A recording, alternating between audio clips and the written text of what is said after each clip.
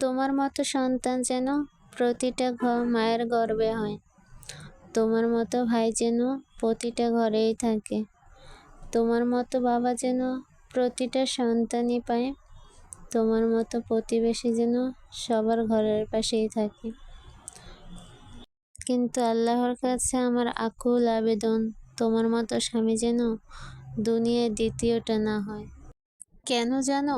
আমি যেন আল্লাহর কাছে বলতে পারি, হে আল্লাহ, আমি একমাত্র এমন একটা মানুষ পেয়েছি যার তুলনা কারোর সাথেই করা যায় না। হয়তো আমি তোমাকে পেয়েছি আমার অনেক ভাগ্যের কারণে। মানুষের ভাগ্য যদি এতটা ভালো না হয়, তাহলে তোমার মতো একটা মানুষ পাওয়া অসম্ভব। যতদিন বেঁচে আছি তোমার হাতটা ধরেই থাকতে চাই। তবে এটা ভেবো না, যাওয়ার জায়গা নাই দেখি তোমার কাছে থেকে গেছি।